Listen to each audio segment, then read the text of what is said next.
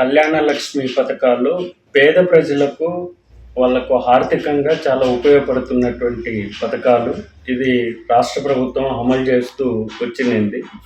2023 శాసనసభ ఎన్నికల్లో కూడా గౌరవ ముఖ్యమంత్రి రేవంత్ రెడ్డి గారు దీన్ని మరింత పెంచి ఇస్తామని, అట్లానే దానికి తోడు బంగారు కూడా ఇస్తామని చెప్తున్నారు. ఇప్పటికే రాజ్యాంగ భద్రత లేకుండా దాన్ని అమలు చేస్తున్నట్టు రోజువారీగా పత్రికల్లో చర్చ జరుగుతుంది. రాష్ట్ర హైకోర్టు కూడా జోక్యం చేసుకున్నది. కాబట్టి వెంటనే రాష్ట్ర ప్రభుత్వం కోర్టుకు సమాధానం చెప్పాలి. దానికి రాజ్యాంగ భద్రత కల్పించి ఆ రెండు పథకాలను, షాదీ ముబారక్ అట్లానే కళ్యాణ లక్ష్మిని మరింత పెంచి అమలు చేయాలని తెలంగాణ వ్యవసాయ కార్మిక సంఘం రాష్ట్ర కమిటీ, అట్లానే తెలంగాణ వ్యవసాయ కార్మిక మహిళా కూలీల విభాగం తరపున ఈనాడు ప్రభుత్వాన్ని డిమాండ్ చేస్తున్నాం. కాబట్టి రాష్ట్ర హైకోర్టుకు బాధ్యత ప్రభుత్వం వహించాలి. ప్రభుత్వం కూడా బాధ్యత తీసుకొని రాజ్యాంగబద్ధంగా దాన్ని అమలు చేసేటటువంటి ప్రక్రియని ప్రారంభం చేయాలి. ఇప్పటికే నిలిచిపోవడం వల్ల, ఇప్పటికే లబ్ధిదారులకు పేమెంట్ చేయకపోవడం వల్ల ఆర్థికంగా వెనుకబడ్డటువంటి పేద కుటుంబాలు ఆ యొక్క ఆర్థిక భారం పడి చితికి వేలాడదీసేటటువంటి పరిస్థితి ఉంటుంది. మరింత దారుణమైనటువంటి పరిస్థితి ఉంటుంది.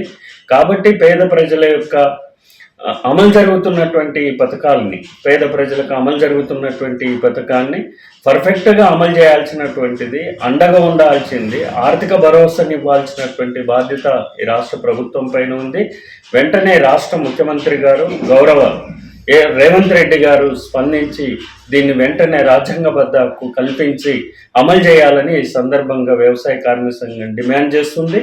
పేదల పక్షాన నిలబడి పనిచేస్తున్నటువంటి సంఘం ఇటువంటి సంక్షేమ పథకాలు అమలు కాకుండా చితికలబడితే, వెనకబడితే వాటిని అమలు చేయించేందుకోసం ప్రజల పక్షాన నిరంతరం నిలబడి పోరాటం చేస్తున్నటువంటి ఈ క్రమంలో దీన్ని న్యాయపరంగా సాల్వ్ చేయాలి. ప్రభుత్వం రాజ్యాంగబద్ధంగా పరిష్కారం చేయాల్సినటువంటి రెండు బాధ్యతలు ఈ రాష్ట్ర ప్రభుత్వం పైన ఉంది. కాబట్టి వెంటనే రాష్ట్ర ముఖ్యమంత్రి గారు జోక్యం చేసుకొని దీన్ని పరిష్కరించాలని ఈ సందర్భంగా నేను కోరుతా ఉన్నా. అట్లానే తెలంగాణ వ్యవసాయ కార్మిక మహిళా కూలీల విభాగం తరపున ఈనాడు ప్రభుత్వాన్ని డిమాండ్ చేస్తున్నాం. కాబట్టి రాష్ట్ర హైకోర్టుకు బాధ్యత ప్రభుత్వం వహించాలి. ప్రభుత్వం కూడా బాధ్యత తీసుకొని రాజ్యాంగబద్ధంగా దాన్ని అమలు చేసేటటువంటి ప్రక్రియని ప్రారంభం చేయాలి.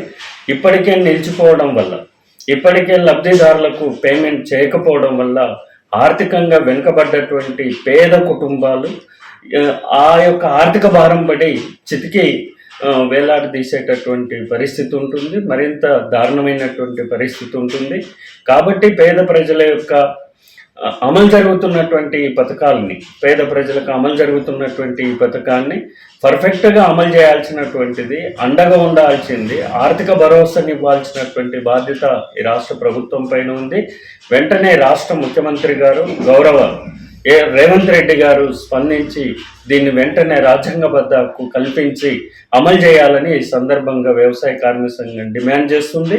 పేదల పక్షాన నిలబడి పనిచేస్తున్నటువంటి సంఘం ఇటువంటి సంక్షేమ పథకాలు అమలు కాకుండా చితికలబడితే, వెనకబడితే వాటిని అమలు చేయించేందుకోసం ప్రజల పక్షాన నిరంతరం నిలబడి పోరాటం చేస్తున్నటువంటి ఈ క్రమంలో దీన్ని న్యాయపరంగా సాల్వ్ చేయాలి. ప్రభుత్వం రాజ్యాంగబద్ధంగా పరిష్కారం చేయాల్సినటువంటి రెండు బాధ్యతలు ఈ రాష్ట్ర ప్రభుత్వం పైన ఉంది. కాబట్టి వెంటనే రాష్ట్ర ముఖ్యమంత్రి గారు జోక్యం చేసుకొని దీన్ని పరిష్కరించాలని ఈ సందర్భంగా నేను కోరుతా ఉన్నా. ఈ సమావేశంలో నేను సంఘం రాష్ట్ర ప్రధాన కార్యదర్శి వెంకట్రాములు, అట్లానే కూలీల కన్వీనర్, మహిళా కూలీల కన్వీనర్ బొప్పని పద్మ గారు ఈ యొక్క విన్నపాన్ని రాష్ట్ర ప్రభుత్వానికి సూచిస్తుంది.